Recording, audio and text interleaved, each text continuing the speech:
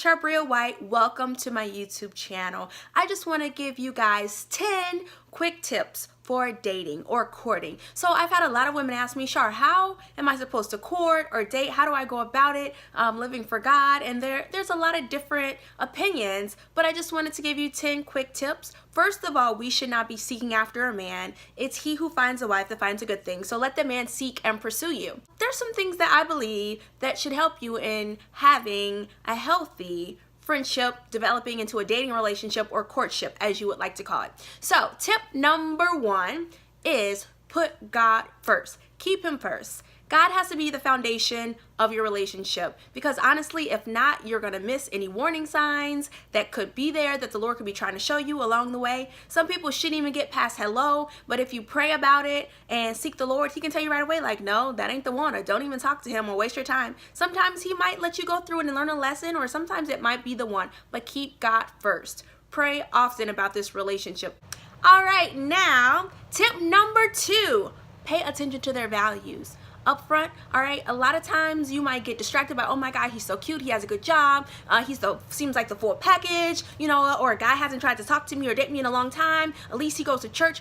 Right, but pay attention to the core values of who this man is. Does he value his relationship with Christ? Does he value pleasing God above pleasing his flesh? Okay, that's very important. Does he value going to church? Does he value prayer, reading the word of God? Okay, those are some things that you want to ask yourself and really pay attention to. Not what he says, but what he does. That's only going to be revealed if you take time in this relationship to really get to know him. Okay, and also paying attention to their values, other things, not just spiritually, but in other areas. Do they value family? Do they value children if you desire children? Do they, if education is important to you, do they value education? Do they value communication? These are just some things that you need to ask yourself, and you need to pay attention to their values, because do they share your values and respect your values? Or do they try to have you to do things that are against your values, trying to have you to compromise? And that is never good. Tip number 3. Seek a person with common interests. We've all heard the saying, opposites attract. We know that there is some truth in that, correct? Obviously, we know that sometimes opposite personality styles attract. But when you're talking about the core of somebody, you want to be with somebody that has at least some common interest. Because after all, don't you want to enjoy spending time with this person? If you don't enjoy any of the same things, it's pretty hard to be able to enjoy this person. Then you're just going to find yourself always doing things you don't want to do.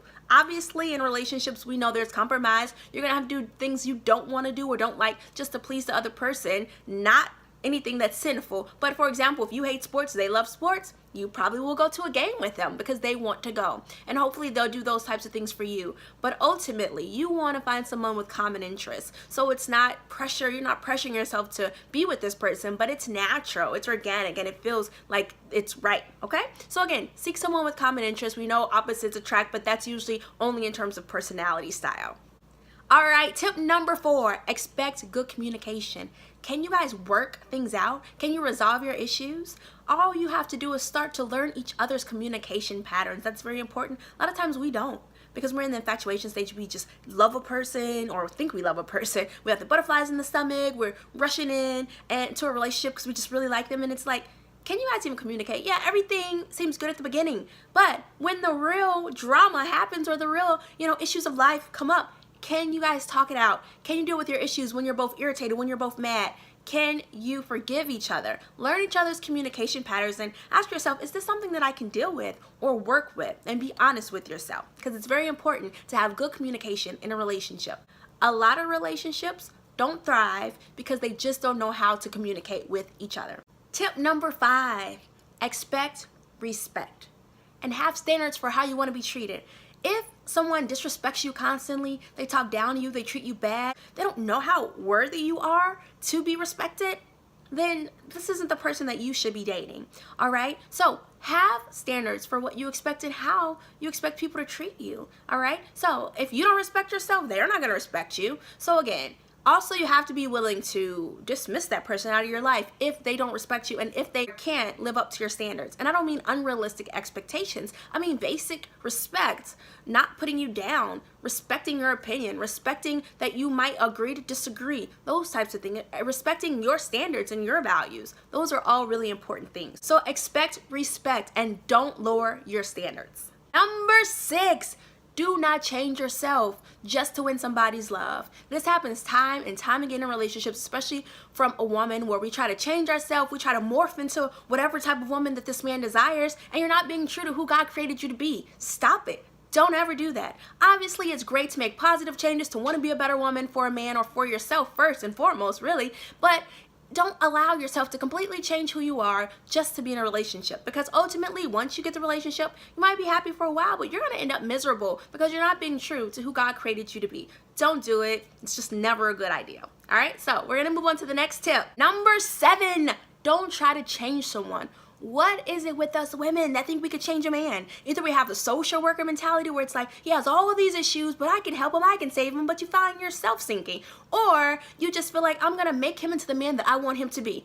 Okay, it's nothing wrong with trying to inspire somebody or motivate somebody for positive changes in their life. That's what we all should be doing for one another. But when you think you're just going to mold and make a man into who you want him to be, girl, only God can change a man. Only God can change you. So you're going to find yourself dissatisfied after a while in this relationship because you're going to realize you can't change a man. Some things he may change because he wants to please you, but you can't completely just change who this man is. That is just room for disaster, and it's not The Biggest Loser. A relationship is not a TV show. Be realistic and ask yourself, if he never changes, can I be with this person? Is this someone I can see myself with in the long term, being engaged to, being married to? Is this the man that God has for me? But again, if you're doing tip number 1, praying, acknowledging God along the way, then God should be able to show you. You should be able to hear clearly. All right? So let's go to the next tip. Number 8, set physical boundaries. I don't know how many times I can say this. This is so essential, so important, because a lot of people don't do it in relationships, find themselves going further than they wanted to go, and then they're like, oh crap, I had sex with him. So really, this one is so important to set those sexual boundaries ahead of time. Obviously, on the first date, you probably won't even be talking about this, hopefully, but if they bring it up, they're bold to bring it up, then you need to be bold to bring it up, and that's fine too. But Ephesians 5 tells us that fornication, meaning 2 people who are not married that's having sex, is a sin. And it's not because God is just a big mean God. No, forget all that. It's not about rules and regulations, but it's the fact that he cares about us. He knows that it does harm us. And you might say, girl, they don't harm me.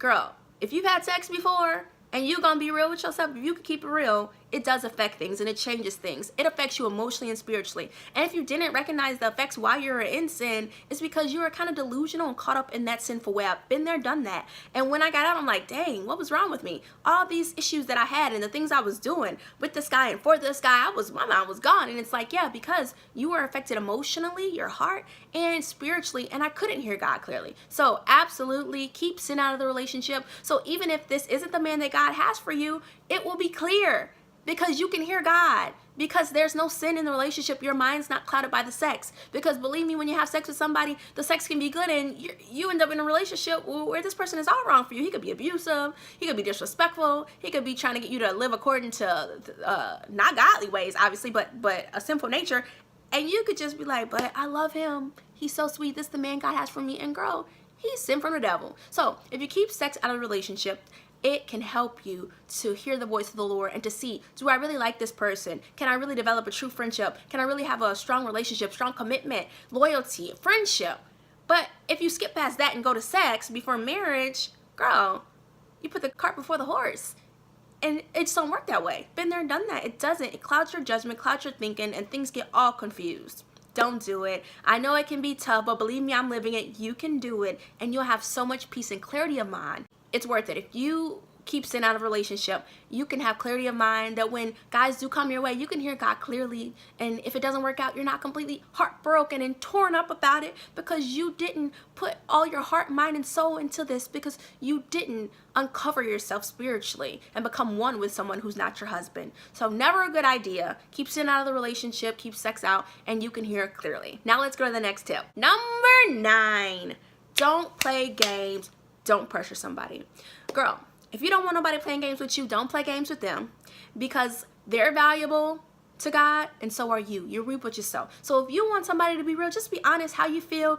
I mean, just keep it real and don't play games with somebody's heart, because we always cry, oh, somebody broke our heart. But some of y'all women play games. Some of y'all think it's cute and it's not, because God is holding you accountable. And then when you get in a relationship, somebody you really care about, and they break your heart, now you feel like they did you wrong. No, girl, you just did somebody else wrong. So don't you think you're going to get any different treatment. So it's very important. Be real with people. Don't play games with a person. And the second point, don't pressure somebody to be in a relationship with you, or to commit to you, or to be engaged or propose to you. Girl, if a man wants you, he will chase you. You won't have to tell him anything. He will know what to do. And I don't mean every single detail, because some men do need help with the romantic part. But I mean, if he wants you, you'll know it. He'll give you a place in his life. You don't have to fight for it. If you're fighting for it now, before you even marry, imagine in a marriage, he's probably going to dog you out, disrespect you, cheat on you, treat you like a side chick, because you're running after him. He ain't got to do nothing. He ain't have to do nothing to get you. He's not going to do anything to keep you. So it's never a good idea to try to pressure someone into committing to you. If it is the man that God has for you, honey, believe me, he ain't going to need you to tell him, whisper nothing in his ear, because God's going to let him know this is the one. So don't worry about it. Don't chase men. Don't try to pressure anybody, and don't play games. So let's go to the next tip. Number 10, keep a steady pace. Do not rush it. And this is so tempting, ladies. I know, especially if you've been single for a long time, that when you meet somebody, it's like, oh my God, I'm in love. I'm so excited. Oh, I know you have to fight past that infatuation stage to hold back a little bit, so that you don't just give all in the beginning and rush in head first, because we do it. So take a steady pace, calm down. You don't have to see them every day of the week. Just chill, relax a little bit. That way, again, you could do tip number 1 and be praying about it, seeking the Lord, not rushing, not letting your mind be confused and just so full of emotion, which we do. And of course, enjoy the feelings, but just allow God to still speak to your heart. So don't rush it. Don't just tell him everything about you up front. Like, you know, leave some room for mystery. Let him, you know, chase you and really pursue you as he should, and just relax. So, girls, I hope this has helped you to really realize that men are probably going to come. If not, don't feel like something's wrong with you. It's not. Maybe God's hiding you for a purpose. That's been happening to me, and I'm grateful, so that I don't get distracted. So it's all right. But when the guys do come, you need to pray about it first. Don't be so quick to say yes. The beginning of your decisions, along the way, in the end, all throughout it, pray, seek the Lord, let him talk to you, keep sin and sex out of the relationship, set your physical boundaries. For example, if you know that you just, don't want to go past a hug and a kiss, keep it there. Don't let nobody go past that, because if you do, you know you're going to fall, you're going to sin. Just being honest. And then it's going to be all kind of chaos and confusion. So again, I hope this has helped you, ladies. Go ahead, give it a thumbs up. If this has been a help to you, go ahead and subscribe below so you don't miss any more of our vlogs. So go to Charbria.com to read some of my blogs, and go to the SingleAndSatisfiedMovement.com so that you can join the movement, the Single and Satisfied movement. Go to Single and Satisfied Facebook private group to join it and not to miss any of our upcoming events or monthly studies. I love you, ladies. Hopefully these 10 tips have really helped you guys, that when somebody approaches you, seek the Lord, and to enjoy the process of courtship. All right, talk to you guys later. Bye.